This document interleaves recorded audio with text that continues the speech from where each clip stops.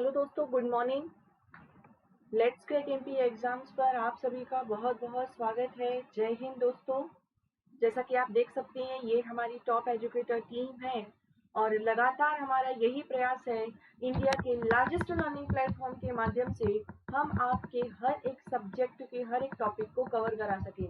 साथ ही साथ दोस्तों, यदि आपने अभी तक अनअकैडमी लर्निंग ऐप इंस्टॉल नहीं किया है तो आज ही दोस्तों इंस्टॉल कर लें। जय हिंद, जय भारती। स्वागत है दोस्तों आप सभी का। जल्दी से आगे जुड़ जाइए, क्लास स्टार्ट हो चुकी है।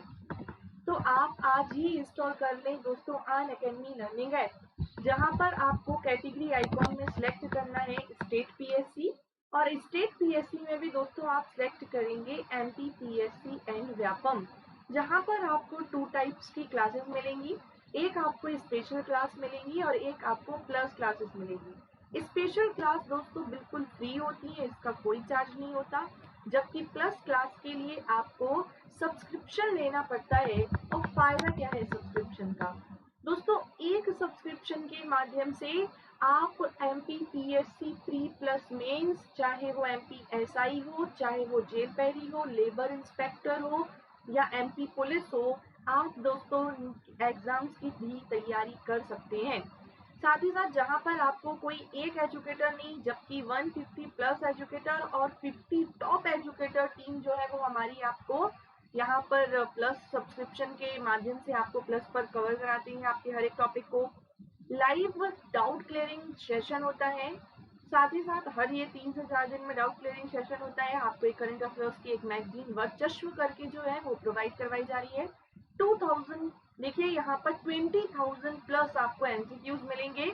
और जहां पर दोस्तों यदि हम बात करें T20 क्विज के माध्यम से आप अपने पेपर का एनालिसिस कर सकते हैं, कंप्लीट सिलेबस कर सकते हैं वर्चस्व, जैसे कि मैंने अभी बताया कि आपको ये प्लस सब्सक्रिप्शन पर ये जो मैगजीन है वो आपको मिलेगी।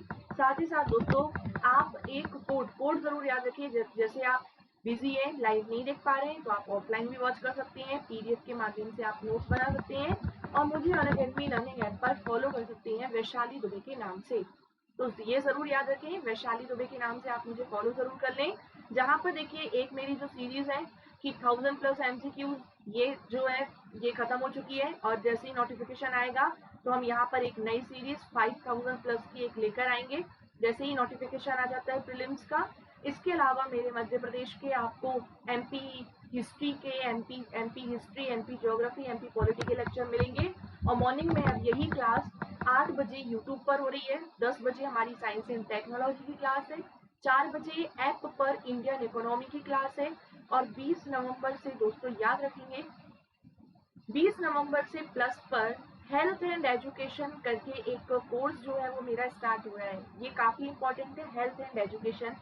वैशाली 10 कोड याद रखें। देखिए आज जो है वो ये जो मैं लाइव नहीं हूँ, ये रिकॉर्डेड सेशन है, इस वजह से मैं आपके क्वेश्चंस का डायरेक्ट आंसर नहीं दे पाऊंगी, लेकिन आज के क्वेश्चन जरूर इम्पोर्टेंट है, बहुत इंपॉर्टेंट है, तो उनको जरूर लास्ट तक अटेंड करें। टोटल 35 क्वेश्चन है आज और बहुत इंपॉर्टेंट है, हर एक सब्जेक्ट के क्वेश्चन है।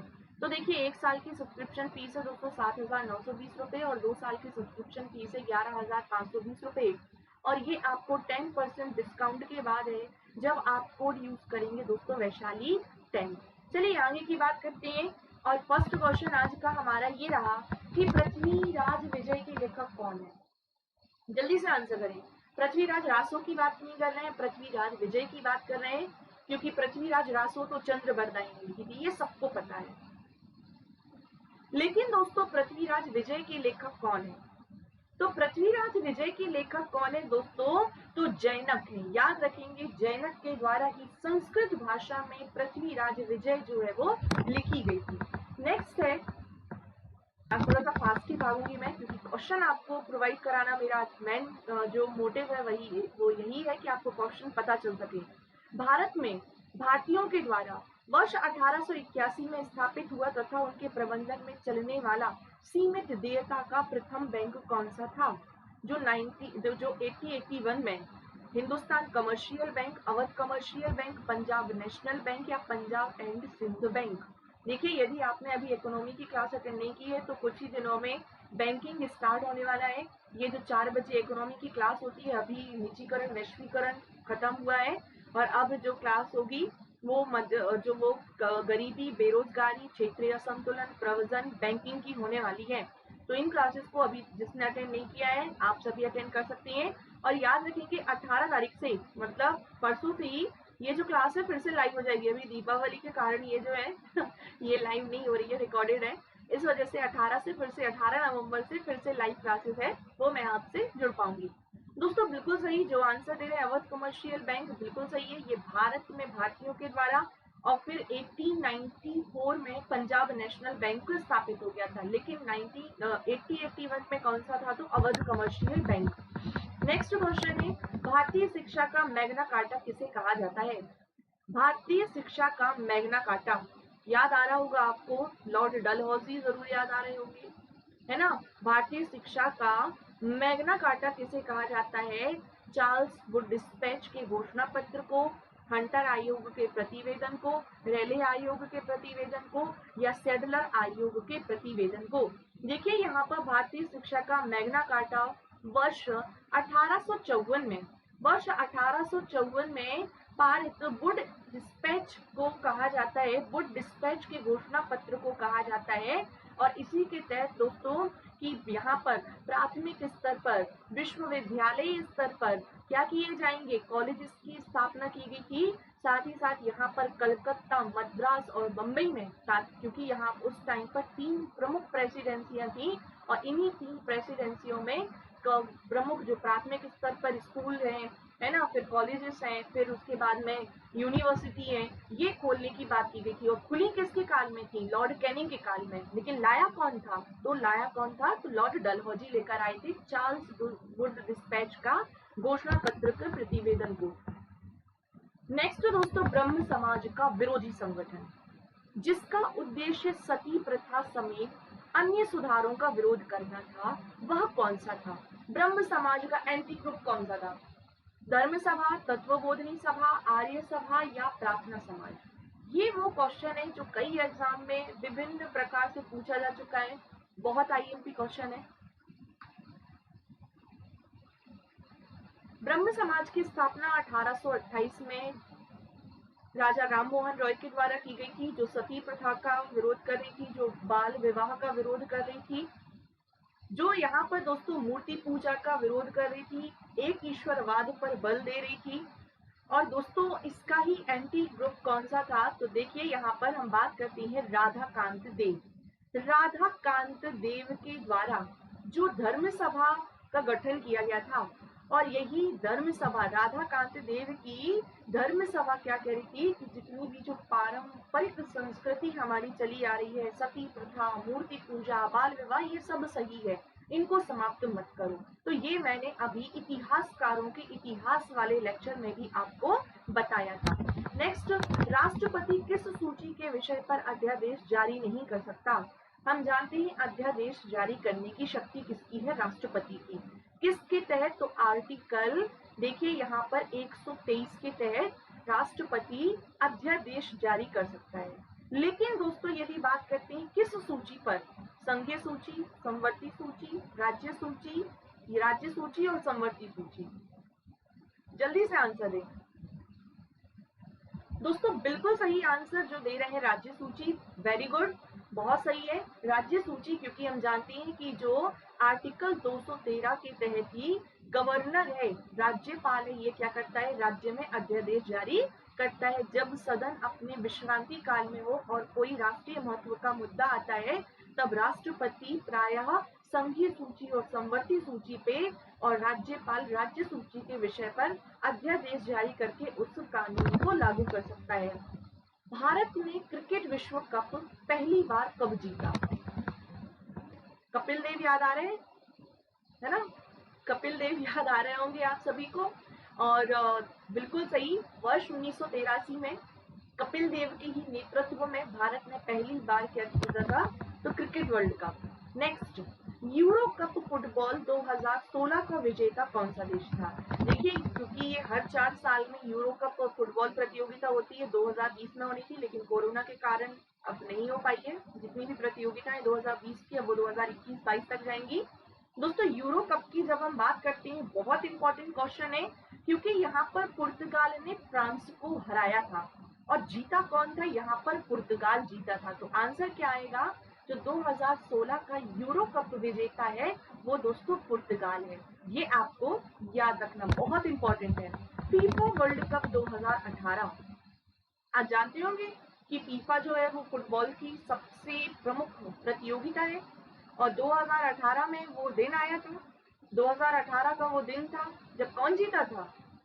जल्दी से आंसर दें। फ्रांस जीता था दोस्तों क्रोएशिया को हराकर। ये आपको याद रखना है कि फ्रांस जीता था किसको हराकर? क्रोएशिया को हराकर।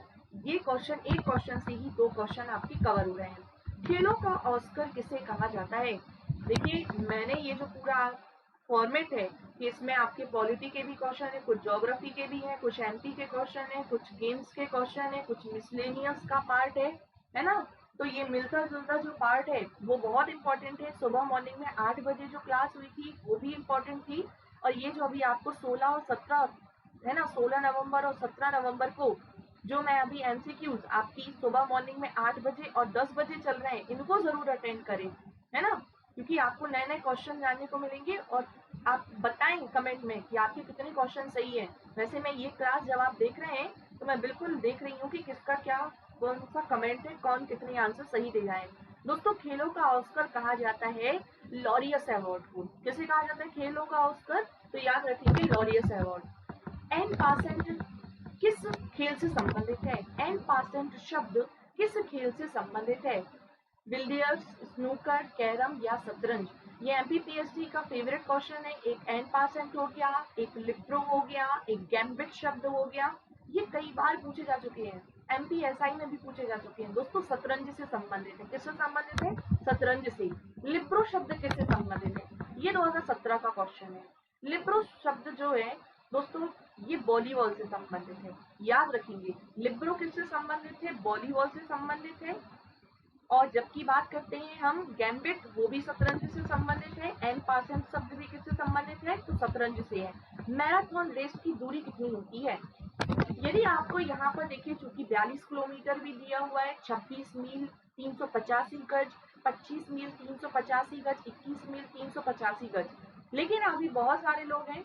मैं आपको बता दूं कि 42 यदि 2 किलोमीटर दिया हो तब आप आंसर करेंगे कि 42.2 किलोमीटर मैराथन रेस की दूरी। लेकिन चूंकि यहाँ 42 है तो ये आंसर नहीं हो सकता, ये भी नहीं है, ये भी नहीं है। कितना है? 26 मील 385 गज। मैराथन रेस की दूरी 26 मील 385 गज होती है, या 42.95 या 42.25 किलो।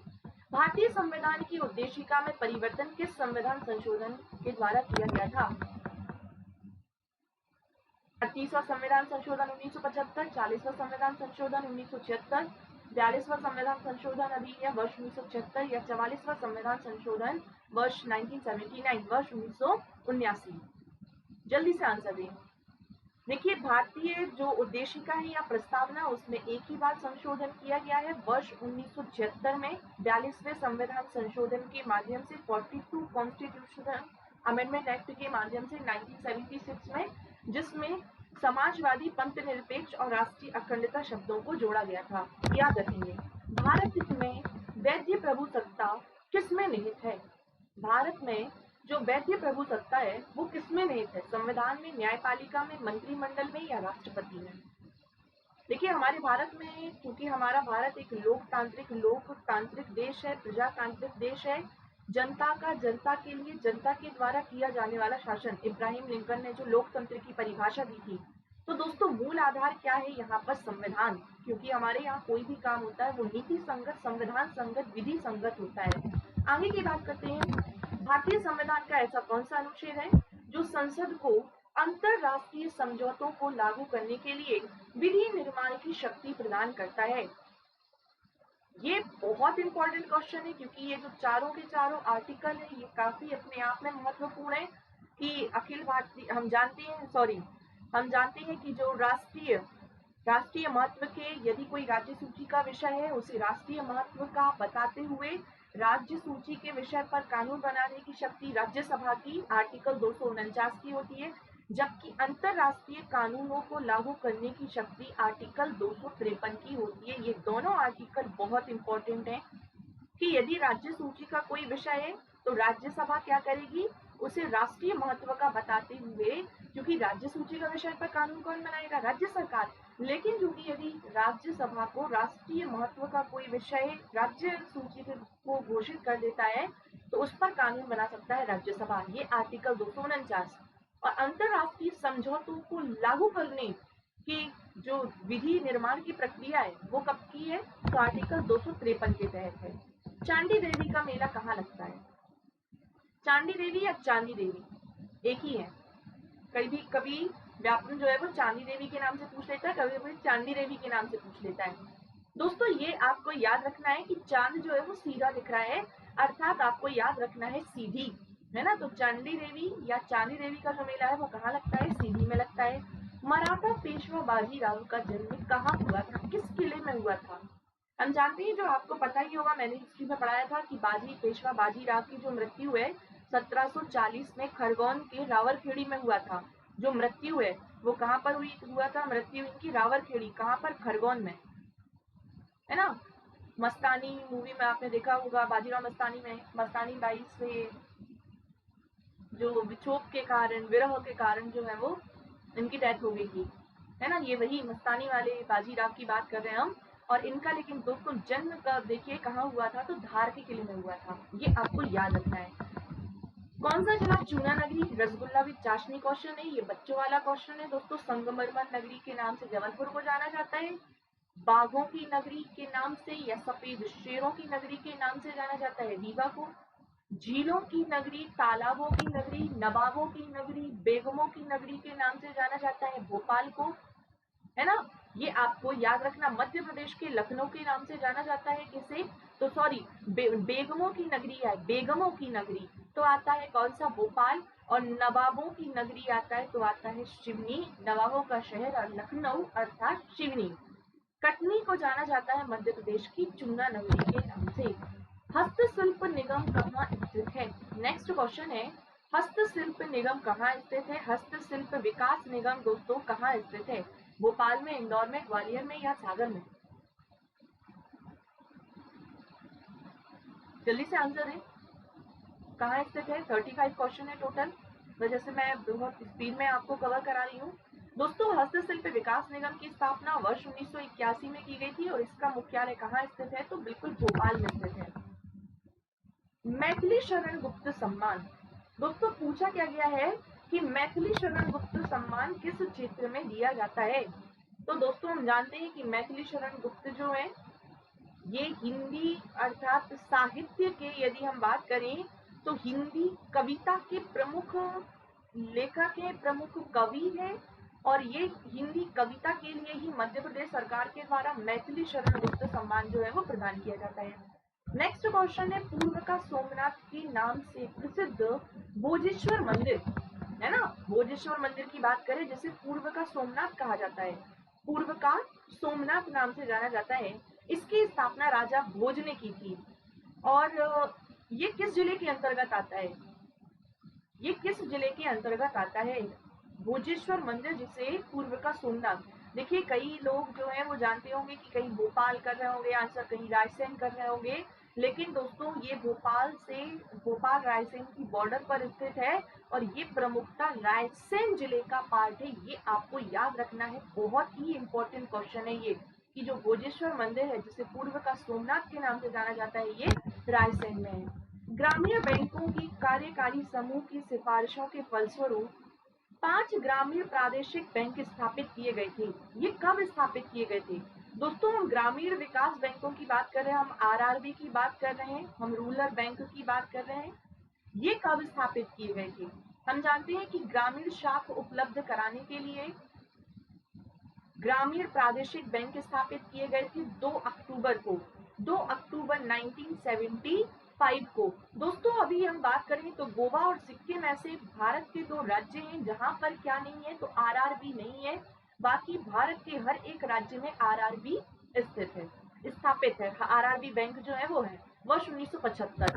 नेक्स्ट, मधुमेह के उपचार हेतु हार्मोन इंसुलिन का आविष्कार किसके द्वारा किया गया। हम जानते हैं कि जो इंसुलिन है ये हमारे जो बात करें पैनक्रियास की, तो पैनक्रियास की बीटा सेल से निकलने वाला एक प्रमुख हार्मोन है दोस्तों इंसुलिन। हम बात करें अग्नाशय, अग्नाशय की बात करें तो ये हमारी बॉडी की दूसरी सबसे बड़ी ग्लैंड है। यकृत के बाद, यकृत फर्स्ट, लीवर फर्स्ट जो सबसे बड़ी ग्लैंड है, उसके बाद आती है अग्नाशय या पैनक्रियाटिक ग्लैंड, और जो कि एक मिक्स्ड ग्लैंड है ना, जो हार्मोन का भी स्रावन करती है, सेक्रेशन करती है, हार्मोन का सेक्रेशन भी करती है और एंजाइम का सेक्रेशन भी करती है। और इंसुलिन का आविष्कार वर्ष 1921 में किसके द्वारा किया गया था, तो F.G. बेंटिक के द्वारा, फ्रेडरिक बेंटिक के द्वारा किया गया था। ये आपको याद रखना है। नेक्स्ट, जिन्हें नोबेल भी मिला था 1930 में। मानव गुर्दे में बनने वाली पथरी प्रायः किसकी बनी होती है?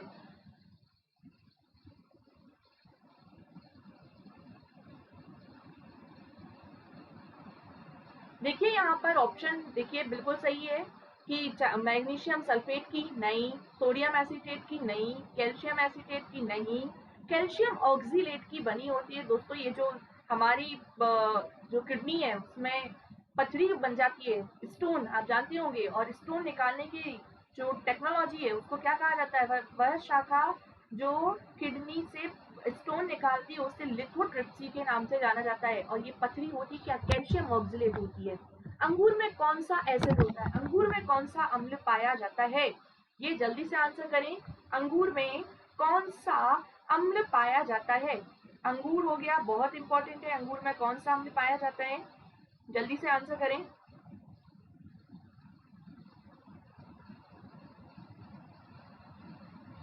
बिल्कुल सही दोस्तों, अंगूर में टार्ट्रिक एसिड पाया जाता है, जबकि लैक्टिक दूध में हम जानते हैं। ये आपको याद रखना है।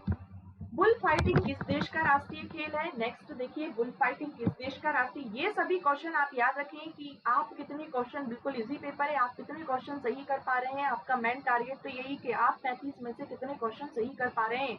बुल फाइटिंग दोस्तों हम जानते हैं कि कनाडा का क्या है, तो राष्ट्रीय जो गेम है, नेशनल गेम है वो है, लेकिन अब चेंज हो चुका है, क्रिकेट।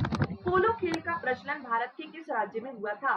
पोलो दोस्तों ये वही है जिसे चौगान के नाम से जाना जाता है, और कुतुबुद्दीन ऐबक की मृत्यु हो गई थी चौगान खेलते समय।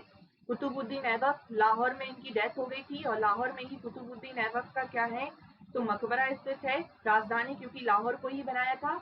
और भारत में पोलो का प्रचलन दोस्तों मणिपुर से प्रारंभ हुआ था। किस समूह के खेलों में प्रत्येक पक्ष में 7 खिलाड़ी होते हैं? अब आप इस क्वेश्चन का आंसर तब दे पाएंगे जब आपको हर एक खेल के खिलाड़ी पता होंगे, प्लेयर आपको पता होंगे कि भैया खो खो में तो 9 होते हैं, पोलो में 4 होते हैं, वाटर पोलो में 7 होते हैं, बेसबॉल में 9 होते हैं, है ना। फिर उसके बाद वाटर पोलो में 7 होते, तो ये तो नहीं हो सकता। कबड्डी में 7 होते, बास्केटबॉल में 5 होते, तो ये नहीं हो सकता। पोलो में 4 होते, खो खो में 9, तो ये नहीं हो सकता। वाटर पोलो और कबड्डी में कितने होते हैं, तो 7-7 होते हैं। बिल्कुल तुरंत दिमाग में आ जाना चाहिए, तब आप बिल्कुल ध्यान से इस क्वेश्चन को कर सकते हैं। किस खेल में प्रत्येक पक्ष में खिलाड़ियों की संख्या सर्वाधिक होती है? फुटबॉल में, रग्बी फुटबॉल में, हॉकी में, या आइस हॉकी में? देखिए यहाँ पर एक ऐसा गेम जो बहुत इंपॉर्टेंट है, और ये तो बिल्कुल रसगुल्ला चाशनी क्वेश्चन आ गया। रग्बी फुटबॉल कितने प्लेयर होते हैं दोस्तों? 15 प्लेयर होते हैं, याद रखेंगे। किसी अंतरराष्ट्रीय हॉकी मैच, ये क्वेश्चन आ चुका है, ये क्वेश्चन बहुत इंपॉर्टेंट है। ये क्वेश्चन MPPSC में भी आया है और MPSI में भी आया है।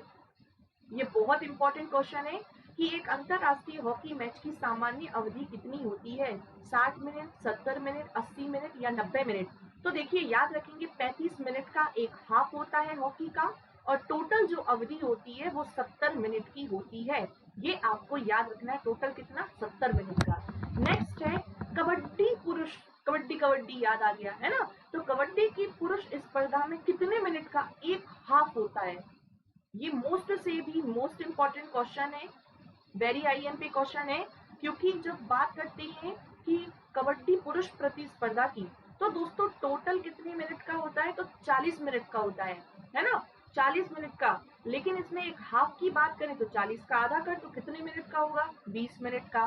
तो याद रखेंगे कि हॉकी में जो हाफ होता है वो 35 मिनट का, जबकि कबड्डी में जो हाफ होता है वो 20 मिनट का होता है। नेक्स्ट, डांसिंग एम्पायर के नाम से किसे जाना जाता है? डांसिंग एम्पायर, डांस करते करते। ऑस्ट्रेलिया के हैं ये। डेविड शेफर्ड हैं, डिकी वर्ड हैं, पीटर विली हैं या स्टीव वकनर है? कौन है दोस्तों? बिल्कुल सही, डेविड शेफर्ड। ऑस्ट्रेलिया के ही एम्पायर डेविड शेफर्ड को डांसिंग एम्पायर के नाम से जाना जाता है। जबकि राहुल द्रविड़ का उपनाम क्या है?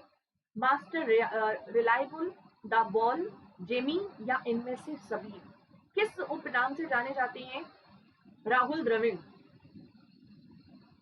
बिल्कुल सही आंसर, इनमें से सभी।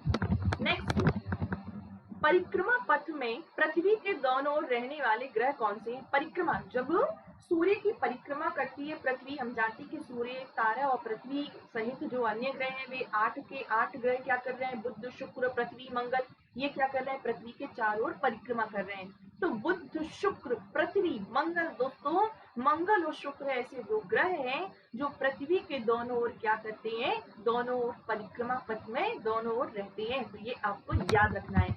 नेक्स्ट, सूर्य और पृथ्वी के बीच की न्यूनतम दूरी कितनी होती है? देखिए ये बहुत इंपॉर्टेंट कॉन्सेप्ट है, बहुत ही हम जानते हैं कि 21 जून को पृथ्वी और सूर्य के बीच की जो दूरी होती है वो सर्वाधिक होती है। जबकि हम बात करते हैं कि 21 मार्च और 23 सितंबर, तो चूंकि ये कौन सी इक्वेनॉक्स की स्थिति होती है? विषुव की स्थिति होती है कि जब दिन और रात क्या होती हैं? बराबर होती हैं। जबकि 22 दिसंबर को याद रखना है, सूर्य और पृथ्वी के बीच की दूरी कैसी होती है? न्यूनतम होती है। या दोस्तों आप एक चीज और याद रख सकते हैं, है ना, सबसे छोटा दिन होता है ये, सबसे छोटा दिन होता है ये, सबसे छोटा दिन होता है। अब क्या पूछा गया? न्यूनतम दूरी पूछी गई है ना, ये इसमें क्या पूछा गया? न्यूनतम दूरी पूछी गई है। तो दोस्तों ये आपको याद रखना है, ये होता है, आंसर आएगा 3 जनवरी को उपसौर की घटना कहलाती है, जब पृथ्वी और सूर्य के बीच की दूरी कितनी होती है? कम होती है। और बात करते हैं 4 जुलाई को, तो पृथ्वी और सूर्य के बीच की दूरी कैसी होती है? अधिक। ये क्या है? दिन है दोस्तों, कि 22 दिसंबर को उत्तरी गोलार्ध का सबसे छोटा दिन, दक्षिणी गोलार्ध का सबसे बड़ा दिन। ये 21 जून को क्या होता है? उत्तरी गोलार्ध का सबसे बड़ा दिन। 21 मार्च और 23 सितंबर को दिन और रात की अवधि बराबर, तो ये दिन है। जबकि पूछा क्या है? न्यूनतम दूरी। तो मैंने आपको दिन और दूरी दोनों बता दी कि 3 जनवरी को क्या है कि चूंकि सूर्य और पृथ्वी के बीच की दूरी न्यूनतम होती है, इसी कारण इसे उपसौर के नाम से, जो 3 जनवरी को होता है। और 4 जुलाई को क्या होता है? अपसौर की घटना होती है, सूर्य और पृथ्वी के बीच की दूरी क्या होती है? अधिक होती है। ये आप याद रखेंगे। आप बताएं मुझे कितने क्वेश्चन आपके सही रहे। टाइमिंग बिल्कुल याद रखें, 8 बजे एमपीजी के कला और संस्कृति चल रही है, 10 बजे टेक्नोलॉजी और 4 बजे दोस्तों इंडियन इकोनॉमी की क्लास चल रही है। 20 नवंबर से प्लस पर बैच स्टार्ट हो रहा है। सब्सक्रिप्शन कोड जरूर याद रखें, रेफरल कोड है मेरा वैशाली 10, VAISHALI 10।